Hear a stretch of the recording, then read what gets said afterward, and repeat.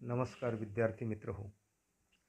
इयत्ता 10वी मराठी विषय अध्यापन पाठामध्ये आपलं सर्वांचं सहर्ष स्वागत करतो.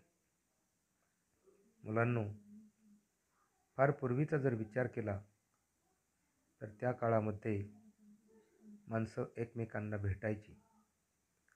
एकमेकांना भेटल्याशिवाय एकमेकांची सुखदुःख ही कळत नसायची.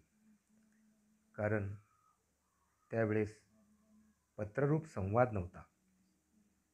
कालांतरानं लिपी आली, पत्रलेखन आलं आणि दूरच्या माणसाला पत्र पाठवून त्याची खॅलीखुशाली ही जाणून घेतली जायची.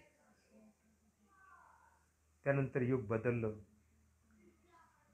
मोबाईल आला, इंटरनेट आलं आणि पत्रांचं महत्त्व कमी झालं. माणसं मोबाईलवरतीच बोलू लागली, एकमेकांची सुखदुःख जाणून घेऊ लागली. मात्र या सर्वांमध्ये पत्र मागे पडलं. पत्रातला संवाद मागे पडला. पुन्हा एकदा या पत्ररूप संवादाचं वेगळेपण तुमच्या लक्षात आलं पाहिजे आणि त्यासाठीच आपण आज अप्पांचे पत्र या पाठातून या विषयावरती प्रकाश टाकणार आहोत. पाठाचे नाव आहे अप्पांचे पत्र. लेखक आहेत अरविंद जगताप. प्रसिद्ध कवी, गीतकार आणि पटकथा लेखक. सिनेमा, कला, साहित्य आणि दूरदर्शन या क्षेत्रांसाठीचे त्यांचे लेखन प्रसिद्ध आहे. तसेच त्यांची हृदयस्पर्शी लेखनशैली प्रसिद्ध आहे. विविध सामाजिक व संवेदनशील विषयांवर लेखन करून जनतेमध्ये जागरूकता निर्माण करण्याचा प्रयत्न ते लेखनाच्या माध्यमातून करत आहेत. मराठी व हिंदी चित्रपट, मालिका यांसाठीही त्यांनी लेखन केले आहे. मराठीतील चला हवा येऊ द्या या लोकप्रिय मालिकेतील पोस्टमन काकांच्या पत्रांच्या माध्यमातून त्यांचे लेखन सर्व महाराष्ट्रातील जनतेपर्यंत पोहोचले आहे. त्यांचे पत्रास कारण की हे पुस्तक नुकतेच प्रकाशित झाले आहे. विविध वृत्तपत्रे व नियतकालिके यांतूनही त्यांचे लेखन प्रसिद्ध आहे. त्यांच्या सर्वोत्कृष्ट गीतांसाठी राज्य शासनाचा सन 2012चा पुरस्कार, सह्याद्री सन्मान पुरस्कार, व्ही शांताराम पुरस्कार इत्यादी पुरस्कारांनी त्यांना सन्मानित करण्यात आले आहे. भ्रमणध्वनी अर्थात मोबाईल व SMS दुनियेत हरवत चाललेला जिव्हाळ्याचा विषय म्हणजे पत्ररूप संवाद. प्रस्तुत पाठातील पत्राद्वारे पुन्हा एकदा पत्ररूप संवादाचे वेगळेपण तुमच्या लक्षात यावे हा या पाठामागील उद्देश आहे. प्रस्तुत पत्रातून शाळेतील शिपाई काका तुमच्याशी मनमोकळे हितगुज करत आहेत. बघूया लेखकांना या पाठातून काय सुचवायचं आहे. मित्रांनो, शालेय वातावरणात तुम्ही अनेक वर्षे राहत आहात. शाळेतील सर्व वस्तू, व्यक्ती तुमच्या आवडीच्या असतात. शाळेतील शिपाई काका हे देखील तुमच्यासाठी अत्यंत आवडीचे आणि जिव्हाळ्याचे असतात. कोणतेही काम श्रेष्ठ कनिष्ठ नसून कामाचा दर्जा हा आपल्या प्रामाणिकपणे काम करण्यावर अवलंबून असतो. म्हणूनच मोठे व्हा. मिळालेले काम मनापासून आवडीने करा. कामामध्ये यश मिळवण्यासाठी मनापासून कष्ट करा. यश तुम्हाला हमखास मिळेल असा संदेशपर शुभेच्छा पत्राच्या रूपाने ते तुम्हा सर्वांना देत आहेत. मुलांनो, जीवनामध्ये यशस्वी व्हायचं असेल तर कोणतंही काम हे कमी प्रतीचं नसतं आणि कोणतंही काम जास्तीचं सुद्धा नसतं.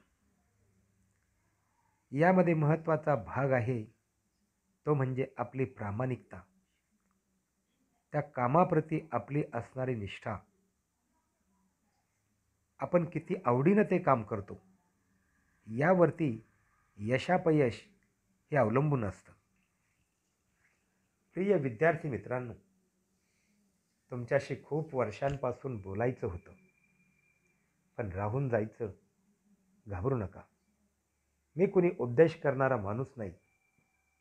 मी तुमच्या शाळेतील शिपाई आप्पा. शाळेत तुम्ही एवढे घाईत असता की कधी बोलायची संधीच मिळत नाही. म्हणून हे पत्र. तुमच्या अभ्यासाविषयी मला काही सांगायचं नाही. मीच कधी कधी तुमचे शिक्षक जे शिकवत असतात ते खिडकीतून ऐकत असतो, कान देऊन. हे सगळं लहानपणी राहून गेलं. घरची परिस्थिती नव्हती पूर्ण वेळ शाळेत बसून राहण्यासारखी. पण तुम्ही सुदैवी आहात.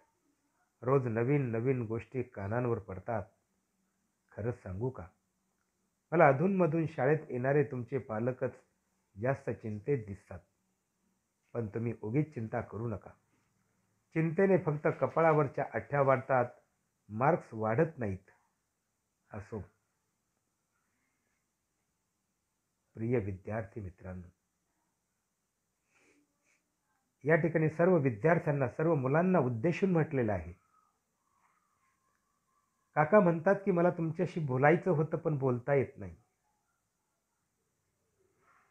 कारण इतकी कामं असतात, त्या कामांमध्ये इतका गर्क असतो, त्यामुळे फुरसतच मिळत नाही. आता तुमच्याशी बोलायचं म्हणजे फार मी कोणी हुशार नाही, मी कोणी तत्वज्ञ नाही, मी कोणी उपदेश करणारा मनुष्य नाही. मी एक साधा शिपाई गडी आहे. आणि त्यामुळेच या पत्ररूपानं मी तुमच्याशी बोलण्याचा प्रयत्न करतो आहे. तुम्ही असा अभ्यास करावा, तुम्ही तसा अभ्यास करावा, हे सांगण्या इतका मी हुशारही नाही. कारण मी शिपाई आहे, मी शिक्षक नाही. उलट केव्हा केव्हा तुमचे सर तुम्हाला जेव्हा तळमळीने शिकवत असतात तेव्हा खिडकीच्या बाजूला उभं राहून मी कान देऊन ते ऐकत असतो. तुम्ही भाग्यवान आहात की तुम्हाला या ठिकाणी वर्गामध्ये बसता येतं, बसून शिकता येतं. मित्रांनो, माझी तेवढीही परिस्थिती नव्हती. वर्गामध्ये बसून शिकण्यासारखी घरची परिस्थिती नव्हती. अत्यंत बेताची परिस्थिती होती. असो. तुमचे पालक जेव्हा शाळेत येतात ना, ते फार चिंतेत दिसतात. नेहमी आल्यानंतर सरांशी चर्चा करत असताना त्यांच्या चेहऱ्यावरची चिंता स्पष्टपणाने दिसत असते. मुलांनो, पालकांनी चिंता करावी म्हणजे तुमचे मार्क्स वाढतील असं केव्हा घडेल का? पालकांनी चिंता करू नये म्हणून प्रामाणिकपणानं मेहनत करावी, अभ्यास करावा, हे तुमच्या हातात आहे. चिंता केल्यानं फक्त कपाळावरच्या घड्या या दिसत असतात, मार्क्स दिसत नसतात. हे नेहमी ध्यानात ठेवा.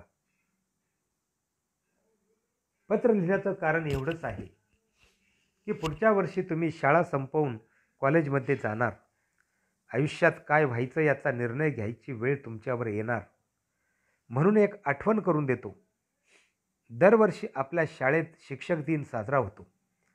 त्यात प्रत्येकाला मुख्याध्यापक तरी व्हायचं असतं, नाहीतर शिक्षक तरी. पण शिपाई व्हायची इच्छा फार कमी मुलांची असते. तुम्ही शिपाई व्हायलाच पाहिजे असं नाही, पण शिपाई होऊन सुद्धा चांगलं काम करता येऊ शकतं. आपण कौतुकास पात्र होऊ शकतो. या गोष्टीवर तुमचा विश्वास नाही का? मला एकच गोष्ट माहीत आहे, कोणतंही काम केलं तरी ते असं करायचं की लोकांनी नाव घेतलं पाहिजे. काम छोटं नसतं. आता चार्जरच बघा.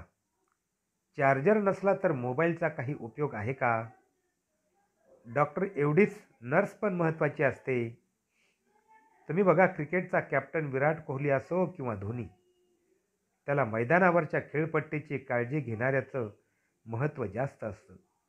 कारण सामन्याचा निर्णय ठरवण्यात खेळपट्टीचा खूप मोठा वाटा असतो.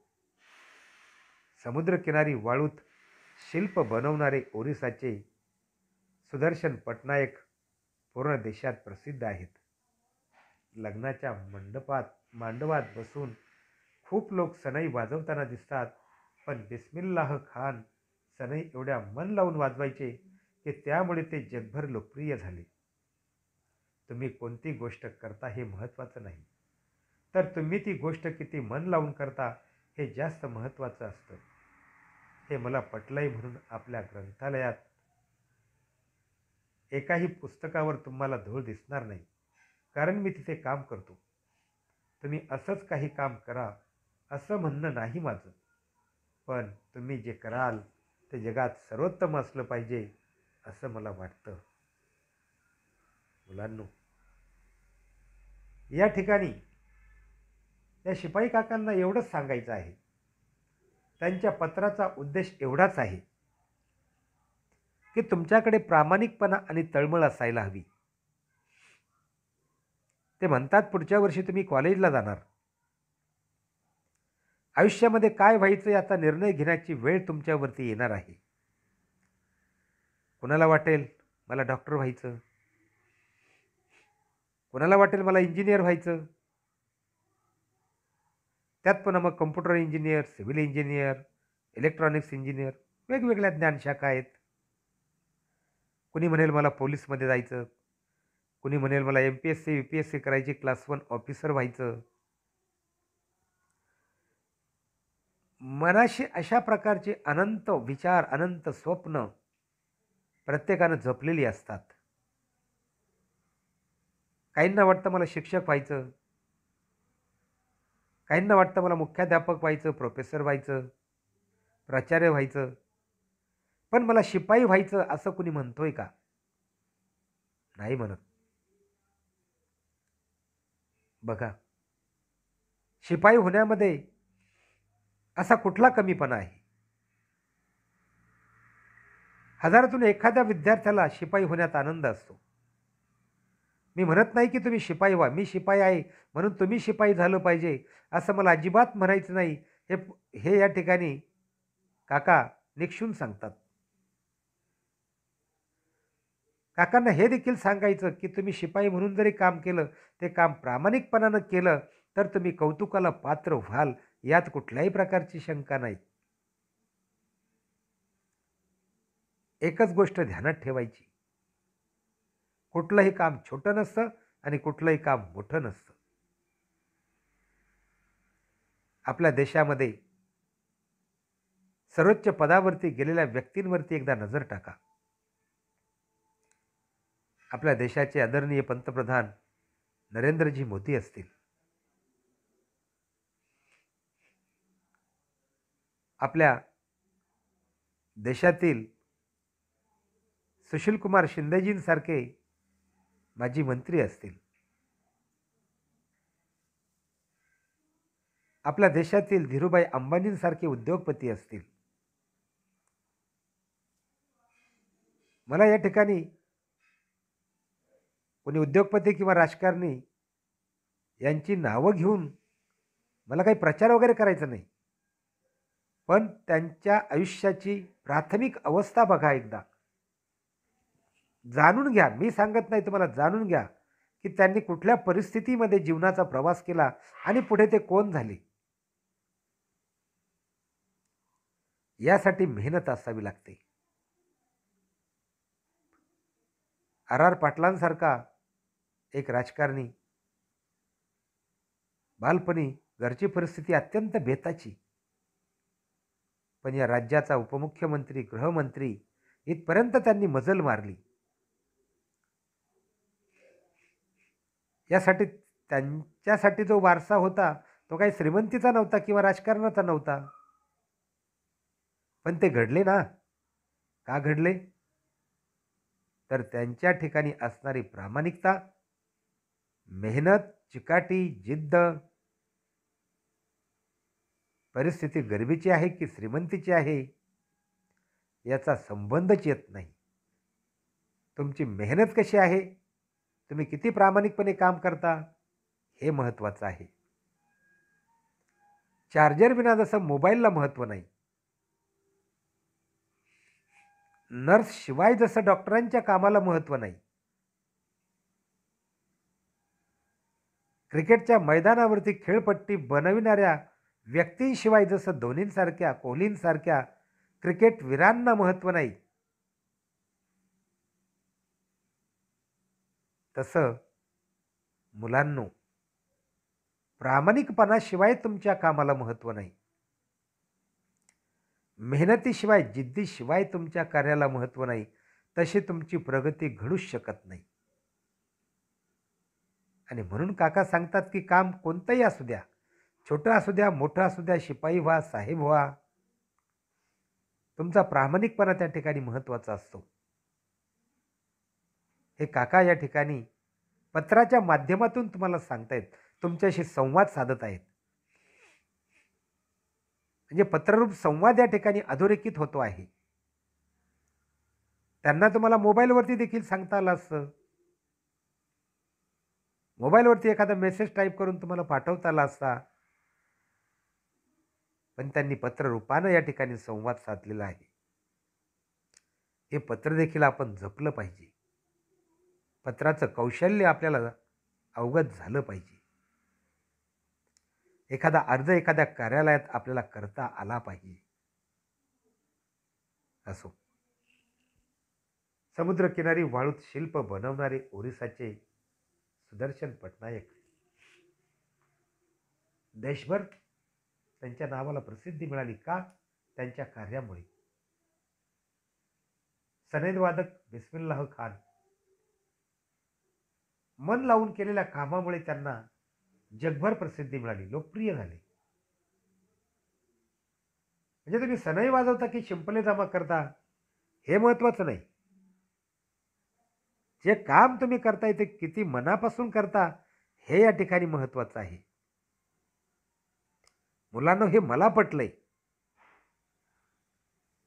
म्हणजे शिपाई काकांना हे पटलंय, म्हणून ते ग्रंथालयामध्ये शिपायाचं काम करत असताना एकाही पुस्तकावरती थोडीशी देखील धूळ साचणार नाही याची ते काळजी घेतात. त्यांचं काम त्या ठिकाणी ते निष्ठेनं करतात.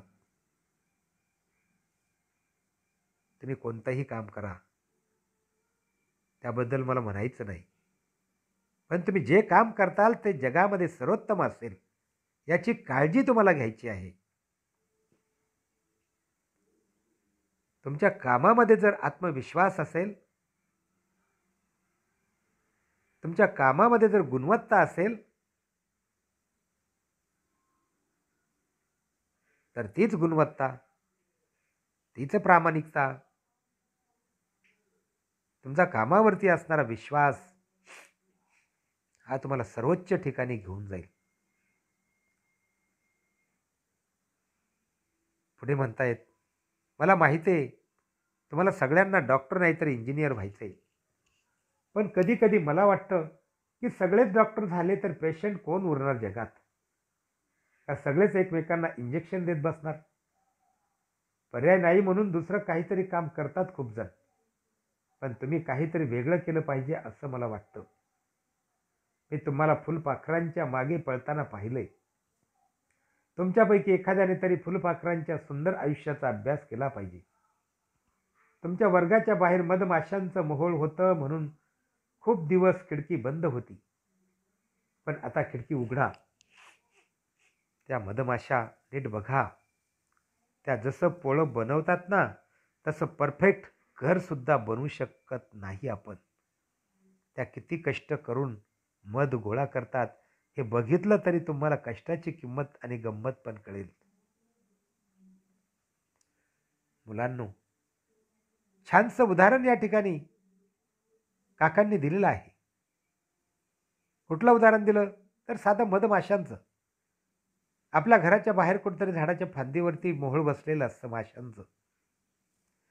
माशांनी त्यांचं ते घरटं कसं बनवलेलं असतं जरा निरीक्षण करा.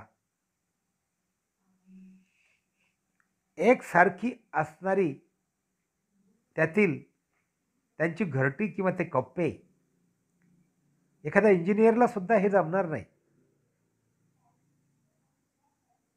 घराचा नकाशा काढून देणारा इंजिनियर कदाचित चुकेल, पण त्या माशा, मधमाशा आपलं घरटं बनवत असताना थोडं देखील चुकत नाहीत.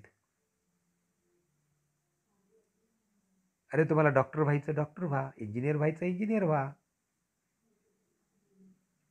पण काका म्हणतात की मला वाटतं सगळेच डॉक्टर झाले तर पेशंट कुणी व्हायचं? जगामध्ये पेशंट कोण उरणार? सगळेच जर इंजिनियर झाले तर मग कुणी कुणाची घरं बांधून द्यायची, नकाशे काढून द्यायचे. म्हणजे याचा अर्थ काय की सर्वांनीच इंजिनियर व्हावं असं नाही, सर्वांनीच डॉक्टर व्हावं असं नाही. सर्वांनीच शिक्षक व्हावं किंवा सर्वांनीच राजकारणी व्हावं असं नाही. तुम्हाला ज्या क्षेत्राची आवड आहे त्या क्षेत्रामध्ये पदार्पण करा. मेहनत करा. त्या क्षेत्रातलं ज्ञान आत्मसात करा. त्या क्षेत्रामध्ये पुढे जाण्यासाठी जी निष्ठा लागते, जी कर्तबगारी लागते, जी अंग मेहनत लागते, ती तयार ठेवा. मुंबईत एक माणूस असा आहे जो दर आठवड्याला लोकांच्या घरी जातो, ओळख नसली तरी, आणि करतो काय तर फक्त लोकांच्या घरी बेसिनचा बाथरूमचा नळ गळत तर नाही ना हे तपासतो. त्याच्या एकट्याच्या कामामुळे गेल्या काही वर्षात लाखो लिटर पाणी वाचलंय. जे नळ खराब असल्यामुळे वाया जायचं, पाण्याचे वाया जाणारे थेंब वाचवणं हे दुःखी माणसाच्या डोळ्यातलं पाणी पुसणं एवढं महत्त्वाचं काम आहे. एका मुलाने आपल्या वाढदिवसाचे पैसे वाचवून ठेवले आणि काय केलं माहिती आहे? झोपडपट्टीमधल्या मुलांना नाल्यावरून एका तुटक्या लाकडी पुलावरून जावं लागायचं. त्याने आपल्या वाढदिवसाच्या पैशांतून त्या मुलांसाठी पक्का पूल बनवण्यासाठी आपले पैसे दिले. मुलांनो, काकांचे विचार फार मार्मिक आहेत. तुमच्या कानांमध्ये प्राण आणून तुम्ही ते समजून घ्या. त्यांनी मुंबईतलं एक उदाहरण सांगितलं. एक प्लंबर, तो एक कारागीर, त्याला एक वेड होतं. काय वेड होतं? दररोज लोकांच्या घरी जायचं, बेसिन चेक करायचे, बाथरूम चेक करायचे, कुठला नळ टिपकत तर नाही ना एवढंच बघायचं फक्त. आता आपल्याला वाटेल की एवढंच बस. अहो पण त्यातून दररोजचं लाखो लिटर पाणी वाचवल्या जात होतं. वाया जाणारं पाणी हे साठवल्या जात होतं. आणि पाण्याचं एकदा का दुर्भिक्ष जाणवायला लागलं की काय होतं हे वेगळं सांगण्याची गरज नाही. पाण्यासाठी एकमेकांची टक्कोरी फोडणारी माणसं आपण बघितलेली आहेत. मग हे पाणी वाचवणं हे त्या कारागिराचं आद्य कर्तव्य त्यानं समजलेलं होतं. एखाद्या दुःखी माणसाच्या डोळ्यातली आसवं पुसण्या इतकं ते काम त्याच्यासाठी महत्वाचं होतं. दुसऱ्यानं आपल्या वाढदिवसातले वाचवलेले पैसे झोपडपट्टीमधल्या मुलांना नाल्यावरून पूल बांधून देण्यासाठी खर्च केले. बघा, विचार करा. कुणाला आनंद कशात आहे, कुणाला आनंद कशात आहे. मुलांनो, तुम्हालाही तुमचे आई वडील पैसे देत असतील. त्या पैशांचा विनियोग कसा करायचा हे तुमच्यावरती अवलंबून आहे. 2 मित्र असतात, कॉलेजला जातात, फी भरायची असते. पालकांकडनं दोघंही 100-100 रुपये घेतात. फी भरत असताना फक्त 50 रुपयांचीच त्या ठिकाणी मागणी होती. 50 रुपये उरतात दोघांकडेही, 50-50 रुपये. एकानं काय केलं, उरलेल्या 50 रुपयांमधनं पानटपरीवरती गेला, गुटखा खाल्ला, वडापावच्या दुकानावरती गेला, पोट भरून नाश्ता पाणी केलं. दुसऱ्यानं काय केलं, त्या 50 रुपयांमधनं एस टी स्टँडवरनं एक पुस्तक विकत घेतलं 10 रुपयाचं आणि 40 रुपये आपल्या वडिलांकडे पालकांकडे पुन्हा परत केली. या दोघांमध्ये फरक काय? एकानं पुस्तक विकत घेतलं तर दुसऱ्यानं गुटखा खाल्ला. एकानं व्यसन सांभाळलं. कशाचं? आरोग्याशी पंगा घेणारं, आरोग्य धोक्यात आणणारं. दुसऱ्यानं व्यसन सांभाळलं. कशाचं? ज्ञानाचं. त्याच्यासाठी त्यानं पुस्तक घेतलं. ते पुस्तक त्याला भविष्यामध्ये उंचीवरती नेणार होतं. या ठिकाणी एकाकडे प्रामाणिकपणा होता, समंजसपणा होता, तर दुसऱ्याकडे तो नव्हता. पुढे काय घडलं असेल ते मला सांगण्याची आवश्यकता नाही, तुम्ही समजून घ्या. पुढे जाऊया आपण. असं आपल्या भोवती करण्यासारखं खूप आहे. एका माणसाने 10 झाडं जरी लावली तरी या देशाचं चित्र बदलून जाईल. जगातला सगळ्यात जास्त निसर्ग संपन्न देश होईल भारत. कारण आपल्या देशाची लोकसंख्या 125 कोटीपेक्षा जास्त आहे. गुणिले 10 झाडं, विचार करा.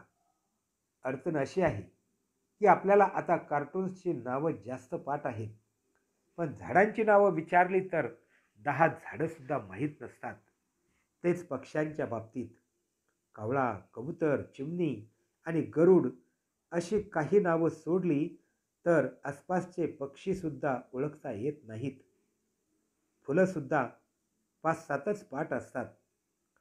पुस्तकातल्या पानांत डोक्याचं खाद्य असतं, झाडांच्या पानांत झाडं जगवण्याचं बळ असतं. दोन्ही पानं महत्त्वाची असतात. दोन्ही पण बघितली पाहिजेत प्रेमाने.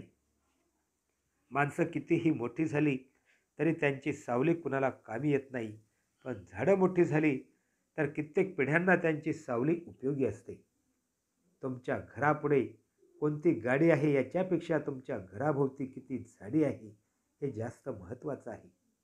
तुम्ही किती श्रीमंत आहात हे दाखवायचं असेल तर गाडी आवश्यक आहे, पण तुमचा देश किती श्रीमंत आहे हे दाखवायचं असेल तर झाडी खूप आवश्यक आहेत.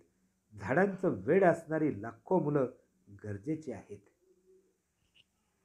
मुलांनो, सध्याचं ढासळतं पर्यावरण संतुलन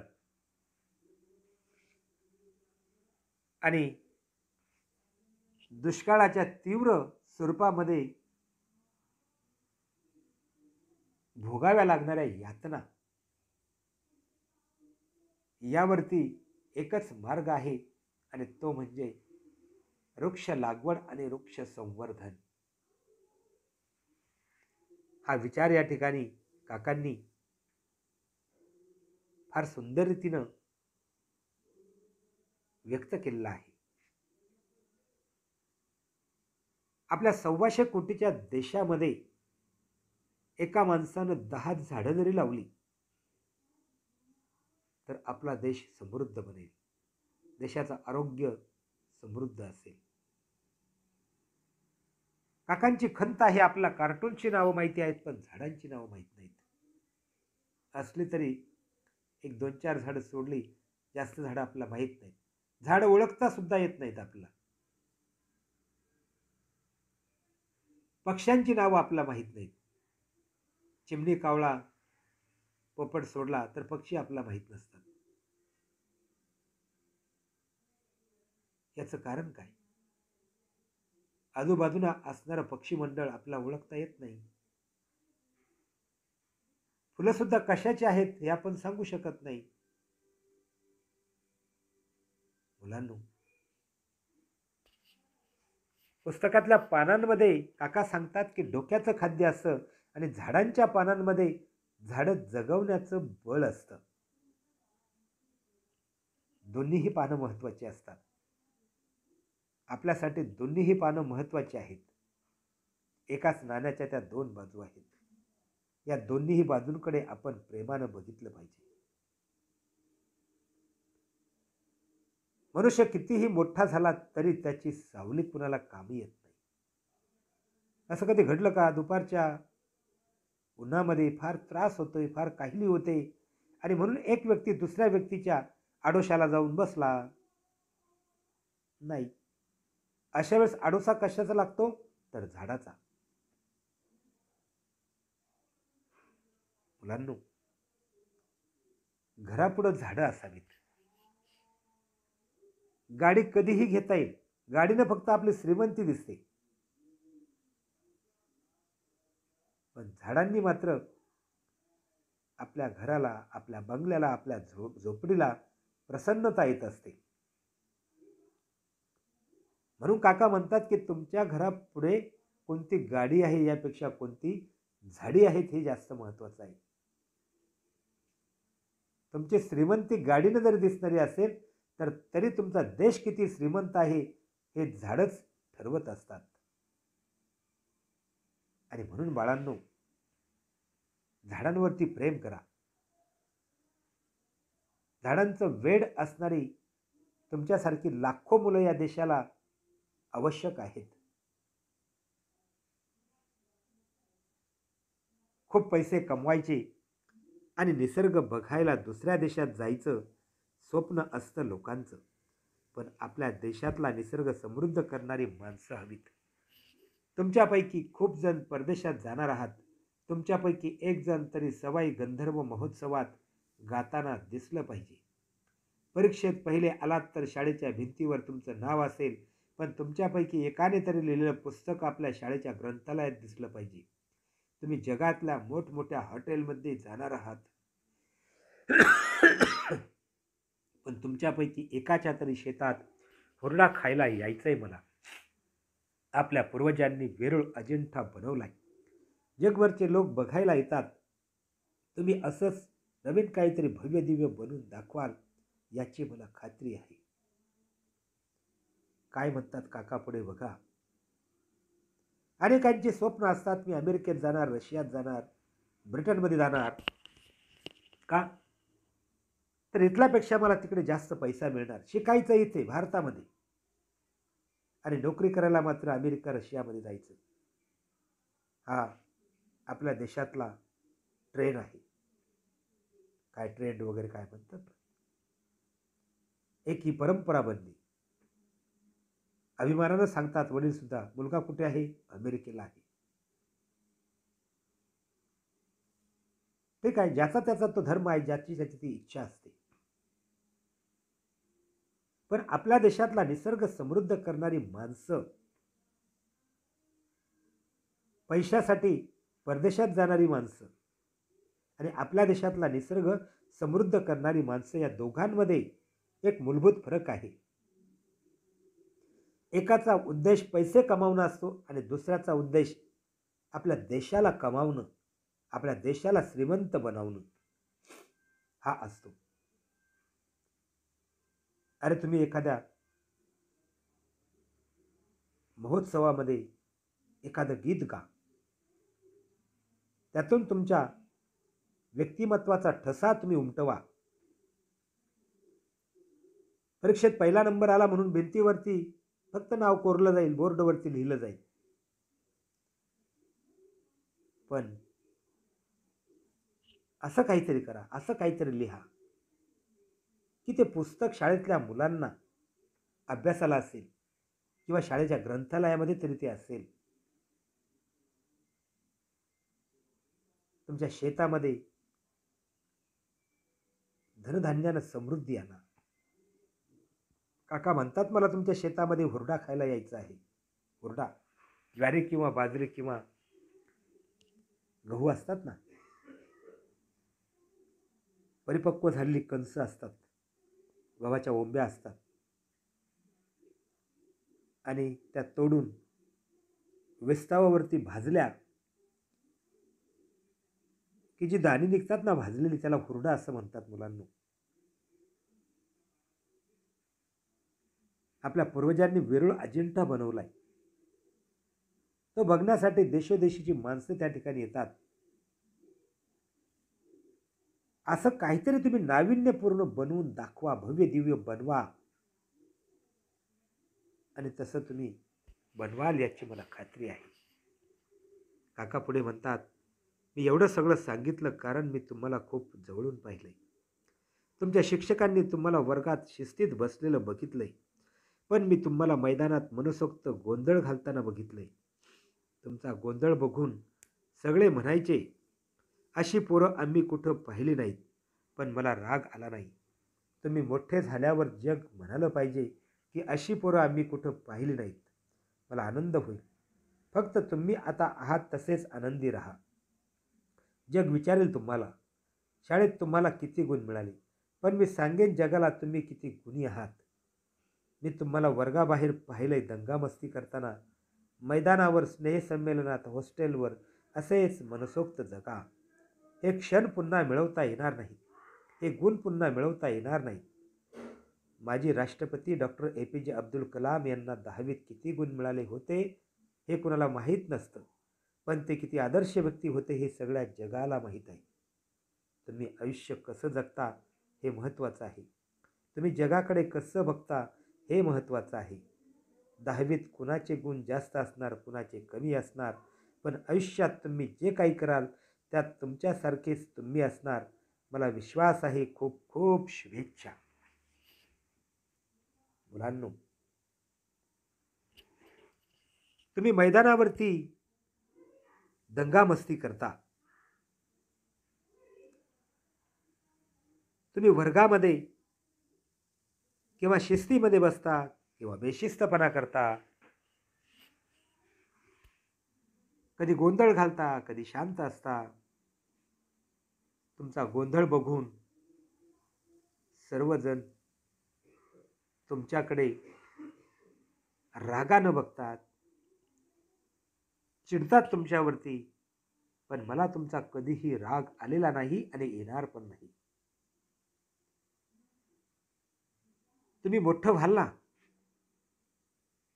त्यावेळेस लोकांनी म्हटलं पाहिजे की अशी मुलं आम्ही कुठं बघितली नाहीत.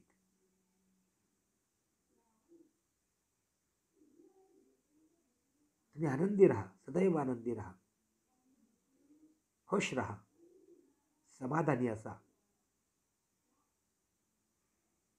शेवटी शाळेमध्ये तुम्हाला किती गुण मिळाले